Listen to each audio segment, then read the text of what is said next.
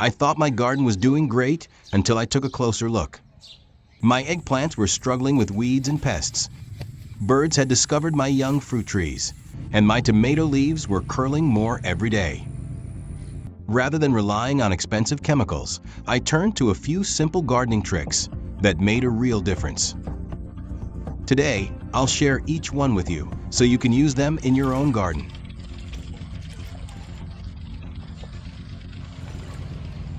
Step number 1. Clean up the garden bed. The first job is removing all the weeds. It might seem like a small task, but weeds compete with our eggplants for water, nutrients, sunlight, and space. Every bit of fertilizer we add should feed the crop, not unwanted plants. Weeds also trap moisture around the base of the plants, reducing airflow and creating ideal conditions for fungal diseases and hiding places for insects.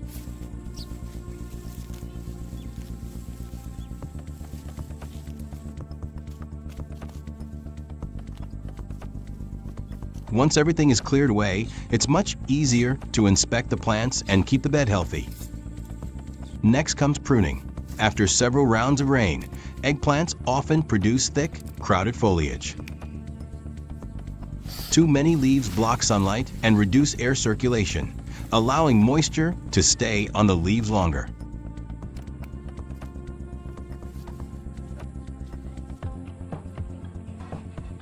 That's exactly the kind of environment many plant diseases love. As I prune, I also remove leaves that have been badly damaged by pests along with any fruits showing signs of insect damage or rot. There's no benefit in leaving these on the plant. Removing them helps the plant focus its energy on producing healthy new growth and better quality fruit.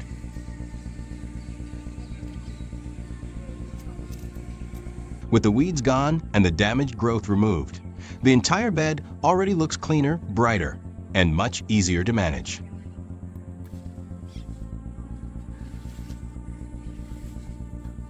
Step number 2.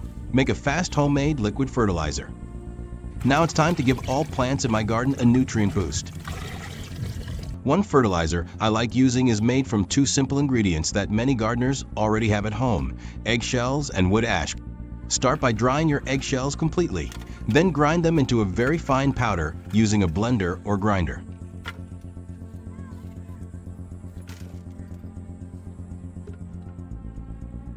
The finer the powder, the more easily the nutrients can be released. Fill a container with about 10 liters of water and add around 5 tablespoons of the eggshell powder.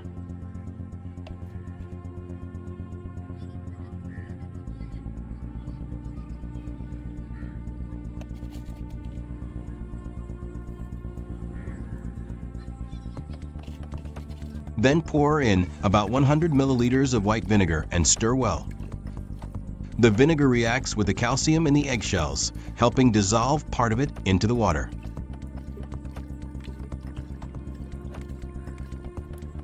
Let the mixture sit for about 30 minutes so the reaction can continue. After that, add some wood ash,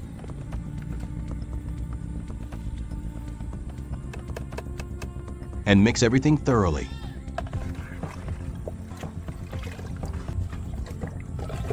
Wood ash supplies potassium and several trace minerals that support flowering, fruit production, and overall plant health, while eggshells provide calcium, which is important for strong cell walls, healthy roots, and vigorous growth.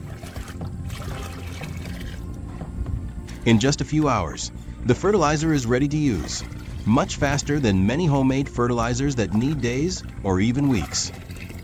Apply it around the base of your plants on moist soil, preferably in the early morning or late afternoon.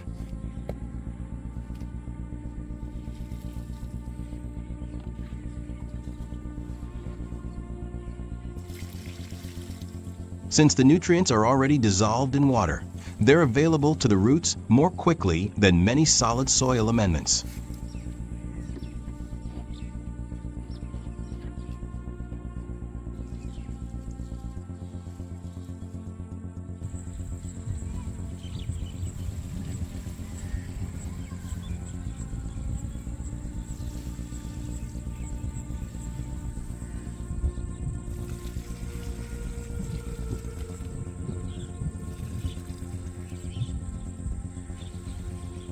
Step number 3. Protect the plants from pests. Healthy plants still need protection from insects, so the final step is pest control. I'm mixing neem oil with lukewarm water to make a simple garden spray. Neem oil is popular because it helps manage many common garden pests, while being gentler on beneficial insects when used properly.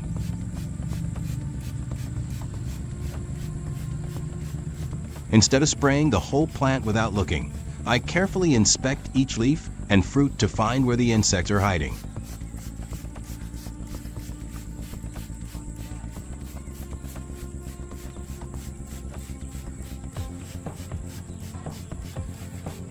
Targeting the affected areas makes the treatment more effective and avoids wasting the spray. Regular inspections, along with early treatment, can prevent small pest problems from turning into major infestations. Method number 2. Every morning, I found them pecking at the tender leaves and tiny fruits on my young trees. Instead of buying expensive bird deterrents, I remembered a simple trick using aluminum foil. I took a large piece of aluminum foil, folded it several times to make it stronger.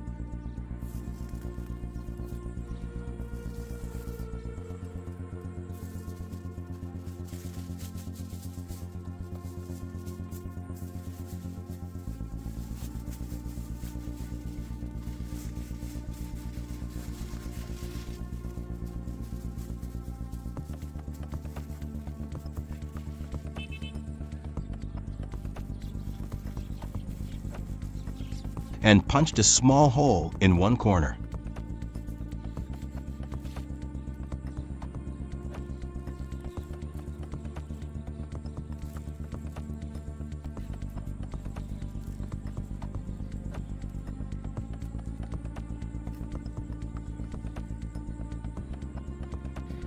After tying a piece of string through the hole, I simply hung it from one of the branches.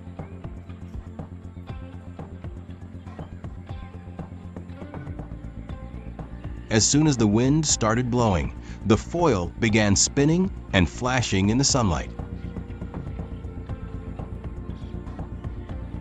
The constant movement and bright reflections made the birds uncomfortable, and they stopped landing on my young trees as often. It worked like a simple homemade scarecrow without using electricity or any expensive equipment. While checking the garden, I noticed another problem. During the evening, slugs and snails were climbing up several of my plants and chewing the leaves. To slow them down, I wrapped a strip of aluminum foil around the lower part of each plant stem near the soil.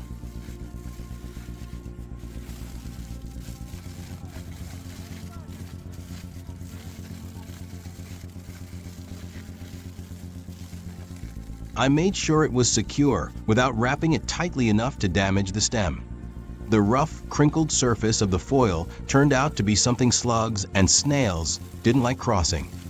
Many of them simply turned away before reaching the leaves. Using these two aluminum foil tricks together helped protect my plants from pests both above and below the ground, and it cost almost nothing.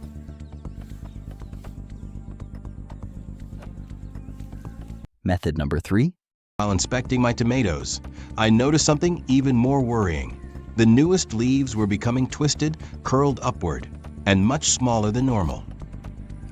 At first, I thought the plants simply needed more fertilizer, but after looking into the problem, I realized they were showing the typical signs of tomato leaf curl virus.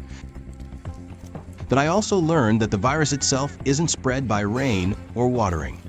Instead, tiny whiteflies carry it from one infected plant to another while feeding on the leaves. Once the virus gets inside the plant, there isn't any spray or fertilizer that can remove it.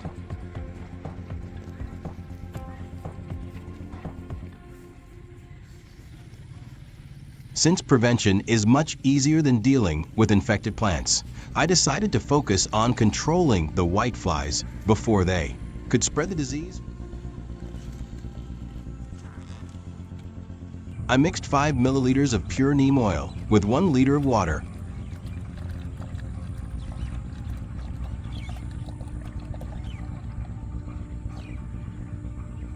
and added 2 to 3 drops of mild liquid soap so the oil mixed properly. Then I sprayed both the upper and lower sides of the tomato leaves every 5 to 7 days.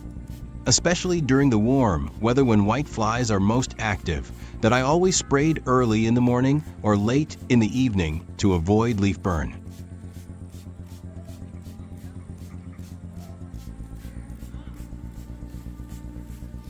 Unfortunately, I had one tomato plant that was already badly infected. Since there is no cure for leaf curl virus, I removed the entire plant, including its roots, and threw it away far from the garden. This helped reduce the chances of whiteflies spreading the virus to my healthy plants. Not every infected tomato plant needs to be removed immediately, though that if most of your plants are already infected, they can often continue producing tomatoes, although the harvest may be smaller. In that case, it's usually better to concentrate on controlling whiteflies so the remaining healthy plants stay protected.